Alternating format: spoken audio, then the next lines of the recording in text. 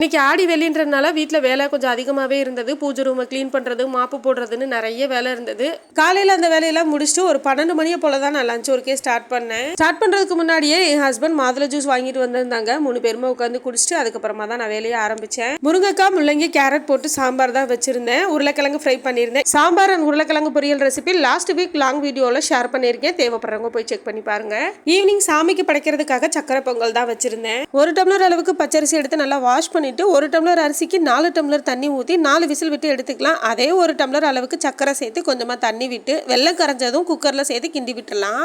அதே கடாயில் 3 ஸ்பூன் நெய் முந்திரி சேர்த்து வறுத்துட்டு அதையும் குக்கரில் சேர்த்து கிண்டி விட்டா சூப்பரான பொங்கல் ரெடி ஆயிரும். நாங்கள் சக்கரை பொங்கலுக்கு மோஸ்ட்லி பாசி பருப்பு சேர்க்க மாட்டோம். வீட்டில் சாமியெல்லாம் கும்பிட்டு முடிச்சதுக்கு அப்புறமா பக்கத்தில் உள்ள கோவிலுக்கு தான் போயிருந்தோம், முண்டக்கண்ணி அம்மன் கோவிலுக்கு. இன்னைக்கு ஆடி வெளினால கோவிலையும் செம்ம கூட்டமாக இருந்தது. சாமி கும்பிட்டுட்டு அதுக்கப்புறம் வீட்டுக்கு வந்துட்டோம். நட்சத்திர பாப்பாவோட லுக் எப்படி இருக்குன்னு பார்த்துட்டு கமெண்ட்ல சொல்லுங்க.